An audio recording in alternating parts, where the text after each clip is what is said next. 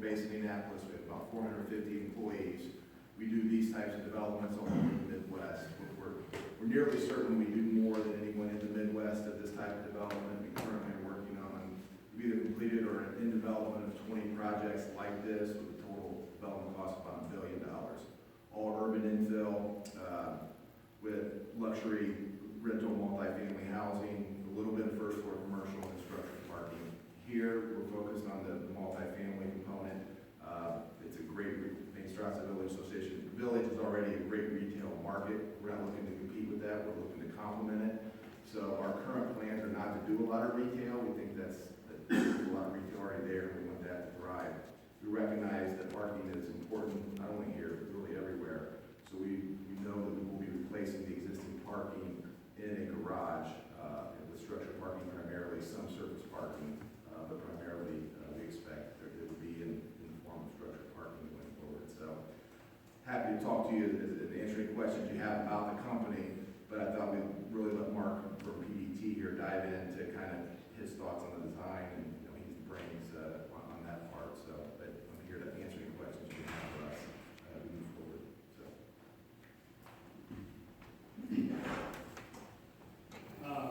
Thanks, Darren. Jeff. I am with PDT Architects. PDT, for those of you who never heard of us, we're located in Cincinnati, downtown Cincinnati. We've got right now somewhere around 65 folks. We have architecture and engineering. We have a fairly broad practice, but one of our main focuses has been multifamily housing. I've been with PDT for a very long time. I think I started in 1979. Most of my focus over those 37 years now has been in housing, multifamily housing, different types of projects like that. This is a really exciting project for us. We think it's a terrific site, very important site. Obviously, Covington is so close to Cincinnati, so many things overlap. We think it's a great opportunity. What we're going to be showing you tonight is a really brief presentation, and primarily all we're going to be doing is showing you, for those of you who are not familiar with this site, what the site is, what the opportunities are on it. We're not going to be presenting any design yet. We're not there yet. We're still in the process of figuring out how much area we've got to work with, what the design parameters are going to be, what the limitations are, and so forth. So we wanted to get input early so that we have the benefit of that as we move forward with our design approach. How do I advance these? Yeah, so Just the all right, the red box up there is the site area between 5th and 6th Street, between Main and Philadelphia Streets. It's a great location. It's right, it's obviously a very prominent location. You can come in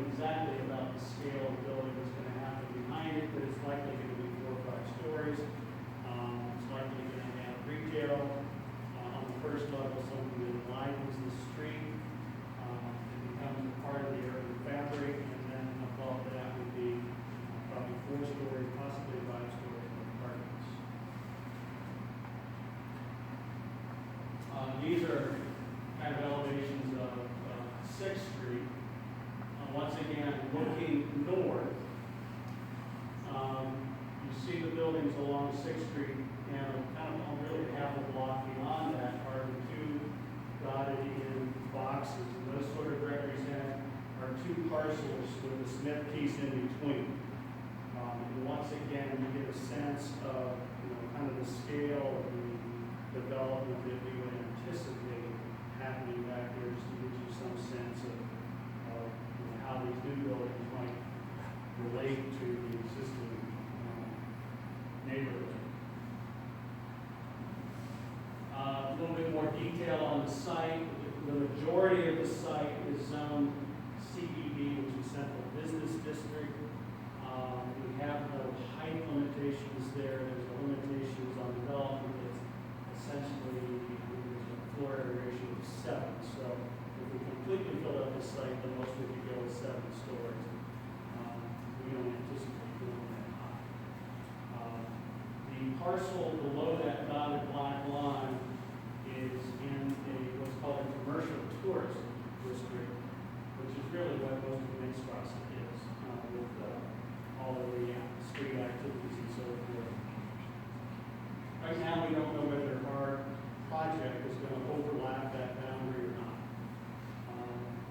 If it does, then it kind of kicks the regulations for the commercial tourist district into our development and into our design. And that's something that as we develop the design, we figure out whether that's a factor in what we do moving forward. The height restrictions in the commercial tourist district are lower. They have a 3-story height restriction. And they have a lot of other regulations about what we do. This is just some images. This whole idea of what we are specific to this project. These are just images that are suggesting kind of street activity, active life, whether it's retail, restaurants, or whatever that we would like to see happening on the street level. And above that is where the apartments will occur. Sure. This is focused on retail. We use a lot of different ways to activate street that, not actually doing retail commercial, out of clubhouse, leasing office, bike shop, bike repair. Our residents are typically very active, so bikes are a big one of what we do. So it won't all be commercial. That's a conscious effort to not compete with the existing businesses. Quick question about how you guys decided about sort of the competition or lack of competition with existing businesses. Was that something that came from a conversation with existing business owners in Main Street? Like where did that? No, this is the first time. I think it was just the thought that the retail is served well there. And I think we'll have some because we want to have a corner, have a piece that draws people. But I think generally there was a conscious effort not to go overboard and be competitive with the existing businesses, but rather complement. I mean, one of my thoughts is that we could use some more retail in Main Street. We've got a lot of restaurants and there is retail there, but I mean, it's sort of, in terms of a draw, I don't know how others feel about that, but, stores that bring bodies that then visit other stores is certainly still a struggle in Main Street from my perspective. At least, there's. Yeah. And that's the input we want. I don't think we're not saying that's what we want to do. We think, we want to work with you, and that's if that's what the community wants, certainly we want to. Can you guess the grocery store? You run a grocery store and you just, Very, very true. Certainly, that's what we're going to try. Those are tough. Those are tough for a variety of reasons. But it's also a very common request we have. We're working on 2 grocery stores in Indianapolis and another grocery store in Tulsa. So we have done development with the grocery stores. We recognize how tough they are. There's no better asset for us and for the neighborhood.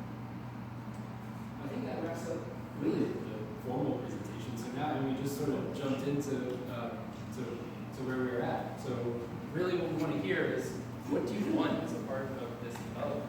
What's important to you? grocery store. Grocery store. Parking. Let's talk about parking. Yeah. So my first question was, I heard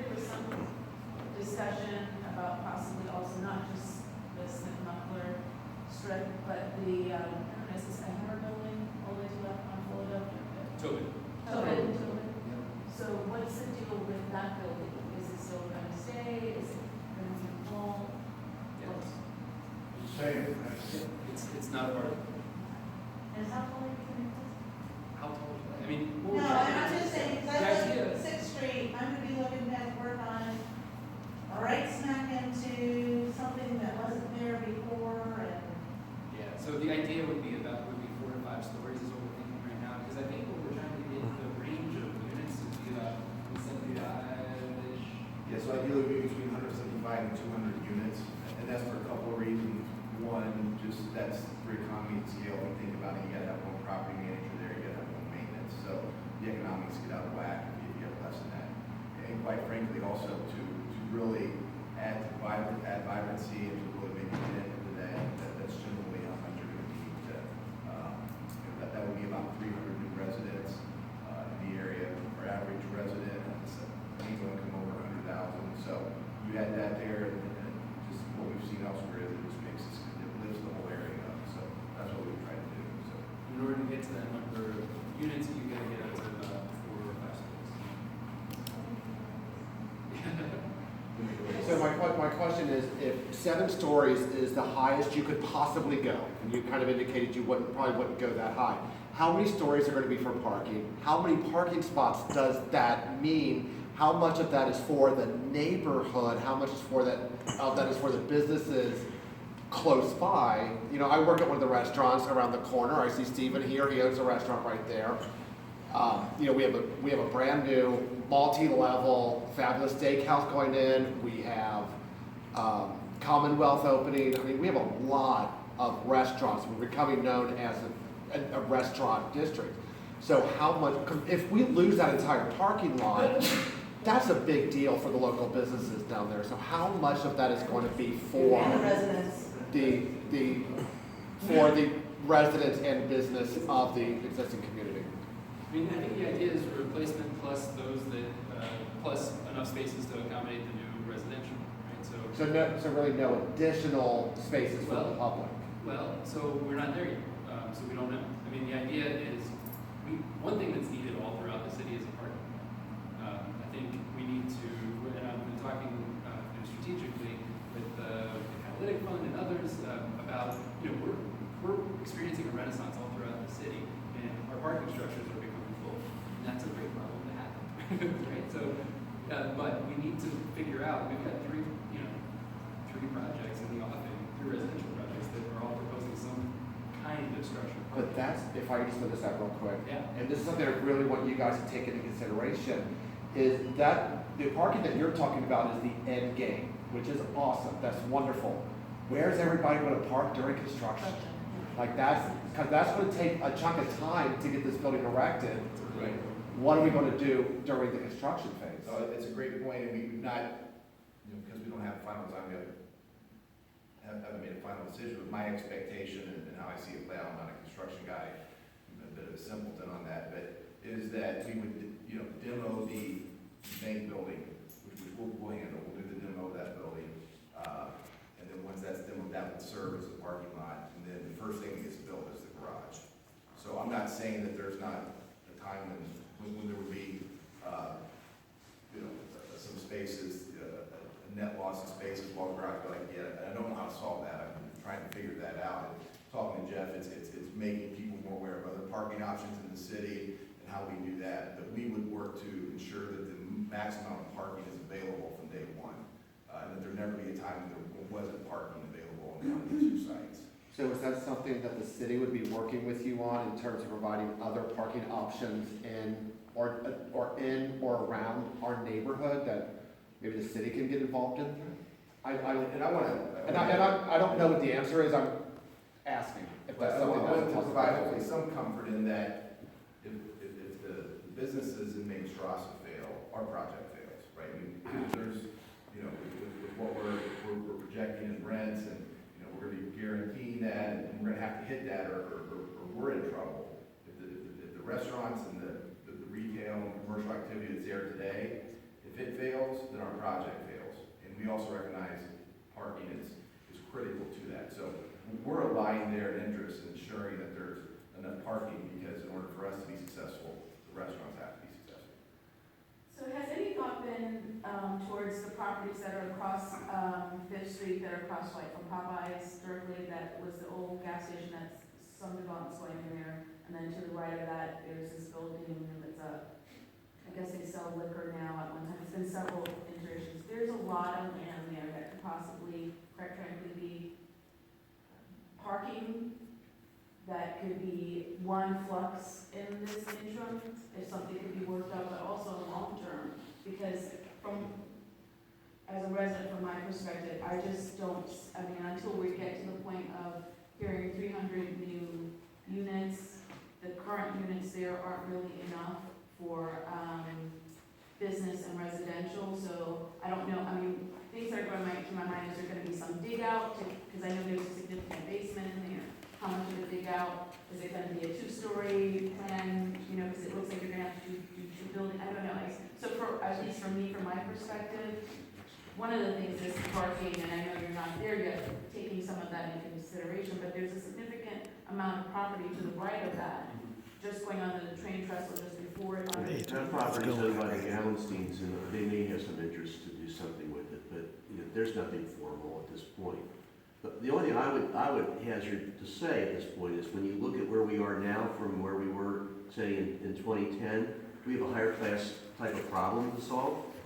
I mean, in 2010, we were worrying about, you know, going bankrupt. Here we're talking about how to manage growth intelligently, and I think we'll be able to transition, but everybody's right to look at parking, because when you see all the other things in addition to this that is on our horizon, I mean, not way over, I mean, it's things that are lining up now. The biggest problem the city's going to have in the next, say, 4 years is getting adequate parking. And that's great, because that means people do want to come here instead of not be here. Thank you for that. And thank you, those are good points. Two of those points, when the building's demolished and the basement's dug out, it would need to be filled with, you know, construction compacted fit. So it'll be at grade, you won't see a hole there. Another thing, you mentioned 300 units, we're thinking more in the 175 to 200-ish range for 300 residents. Oh yeah, 300 residents. Yeah. So, but those are really good points. And also looking at you know, adjacent sites for surface parking in the interim transition that's a good idea. So thank you. I know in some other developments, even around town, close to Covington, what some other developers have done is done free valet parking during the construction phase to make up for any lost spots. So there's about 100 spots there now, 108, 118, something like that. So if we get another 60 or 80 in the interim, then we're valeting to another 40 spots or something like that. And I would hope we could find 40 spots somewhere within a couple block radius. And we'd be happy to work with the city on that. We just need the city's help in kind of identifying those locations and just making sure we're on the same page. But that's not a bad idea at all. Hey, Jeff, do you have any sense of the time frame? When will the current phase, when do you envision the current phase being completed and the next phase beginning? And then when would you like the project to be under construction? Yeah, I mean, I'm optimistic to a fault all the time. So all these projects that I've been involved with have this tendency to sprint stop. So right now we're sprinting with all of our projects until we have to stop and fix a problem. So, you know, I don't know, early construction early next year. Yeah, I think the first step would be the demo, and I think that wouldn't be weather dependent, where a lot of the new construction, we wouldn't start in the winter, you want to wait till the construction season, probably, you know, global warming and start earlier. But it's one step at a time, right? You guys envision the development contract being in the fall, or, I mean, is that happening sooner than? I would think as soon as we can get to agreement on design and finances, that's the trigger for the development disposition agreement. As soon as the development and disposition agreement occurs, that's the trigger for construction. Is that about right? So it's just setting up the pins and knocking them down kind of thing. As much as we can, as fast as we can go over all of these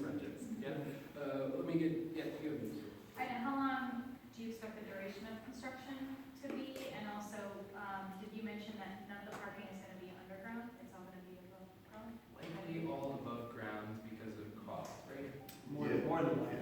And I was just asking Mark, given that there is a basement there, was there some ability to do, and the reason you don't go underground, one of the reasons is it's a lot more expensive. So I was asking them, is would there be ability to do some inexpensive underground parking?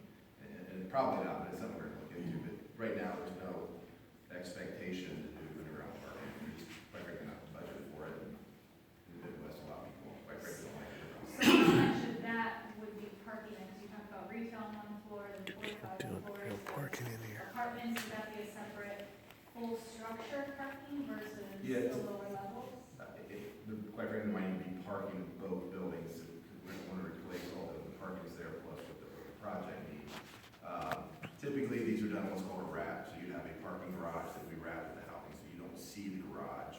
It's hidden from view. But that's where we're in a bit of a catch-22. You're going to have to get the height on the garage to get the number of parking spaces that you need to support the project. So the 5 levels, does that include the parking, or does that not include the parking levels? Yeah, if you think about there'd be 4 to 5 levels of parking kind of inside. They'd be wrapped with 4 to 5 levels of housing around it, and then you'd never see the garage. Now, the construction period was your other question? Yeah, and it's probably gonna be longer than generally. We'd probably be looking at about 18 months before we started moving people in, both the residential and commercial. Given here that we're going to focus first on the demo, so we have parking available, and then build the garage first with the effort of getting that up and running before doing some of the other things. It could be 2 years, so. Is there any concern about the overlap of this development and the one at John R. Green happening at the same time? And a lot of streets being blocked off and Well, hopefully this site, I'm not a construction guy either, but hopefully this site will accommodate the construction. Yeah, for the most part, I'm not saying that at no point will there need to be, a lane closed temporarily, but it shouldn't be a big impediment on traffic and contain much street closures, but we also haven't got that far to know for sure. We're just looking at the site and past experience, I wouldn't think so. In terms of the financing of the project, are you guys considering federal dollars, tax credits, or any other federal funding? And if so, what programs? I don't believe so. Typically, those come with an affordable housing restriction. We do a lot of affordable housing that wasn't envisioned here. We think it's right for the high income. And our residents are renters by choice. Like I said, always, they do well. They could be buying homes. They're 2/3 millennials, 1/3 empty nesters, and if they want to rent, they don't want to tie all their money up into a down payment on a home, and they will move and whatnot. So that's the type of that's the segment of the population we would expect to live here. And I can even put a finer point on that. I don't think that this, correct me if I'm wrong, but we're not interested in a subsidized housing project. If this is a market rate housing, and in fact, it's going to be a market rate project that's going to set probably the upper level of rents. So, is the city considering it all? It just is, I think we all know how I feel about this. I would prefer to see at some level, some discussion about mixed income housing. I think it's better for the neighborhood than what we've been doing. I think concentrating it in the way that we have, where it's low income alone rather than mixed income, creates an issue. And I think what we're seeing a lot in the neighborhood is some concentration in certain parts of the neighborhood, and then big developments coming in where there's not really an inclusionary factor. I don't know that needs to happen here. I'm just saying for the city in terms of how this conversation happens going forward. What we've seen elsewhere with our projects and what we expect here, no different is about a quarter of the residents are there 80% of AMI, and you may be talking about low level, and I understand that, but it's not, the average income is high. There are plenty of residents who are at a low. Yeah. What do you see as the average demographic you're shooting for here? What is the income and age range that you see probably for this project? And rather than say, well, we're shooting for us, we're fortunate to do this all over the Midwest and more than anyone. What we see is pretty typical. 2/3, like I said, are your millennials, your young professionals. 1/3 are empty nesters. We don't get a lot of school-age children. We might have some families that have young children, but we're studios, 1 bedroom, 2 bedrooms. We're not going 3 bedrooms. So that's generally what we see. We also see about 3 different buckets of where people come from. 1/3 of the residents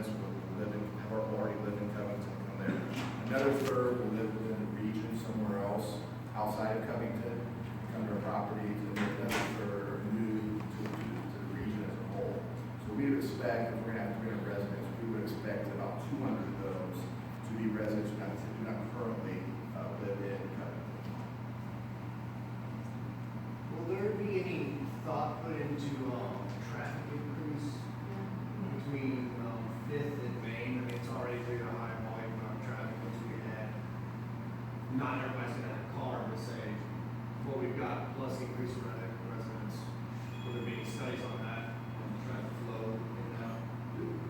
It'll be up to the city if they want a traffic study, we would certainly cooperate with that.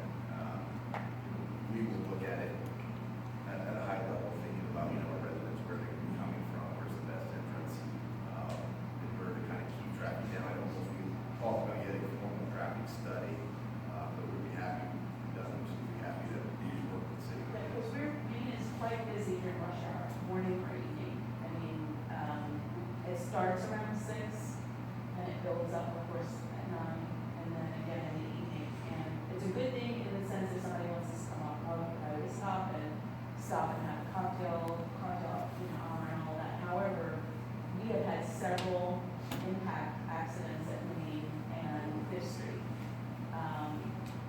And then added on to what Steve was talking about, we recently, and I don't know, there's been some discussion made, I don't know whether it's due to construction, whatever, or Duke's system is outdated, but we've had so much power outages, which also then lead to increased accidents and issues at that corner of Main and Main.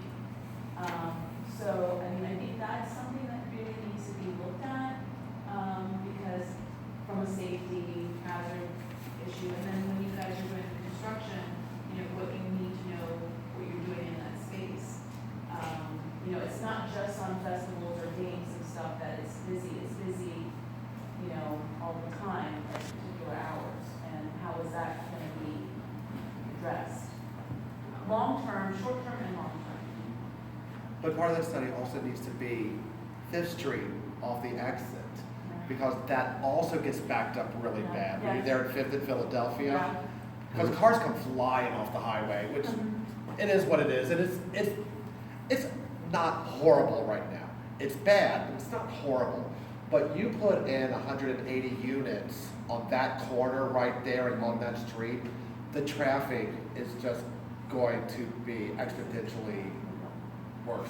And I just think I encourage the city to please do a traffic study, because I think it's something you should be requiring as part of this project, because that is a huge impact on our community, that many people moving in with that many cars in that corner on that street. Yeah, and really, we were just discussing taking it to 4th Street as well, because all of that whole 4th Clayway and people Clayway coming off Bailey, there, backed up, and certain tunnels.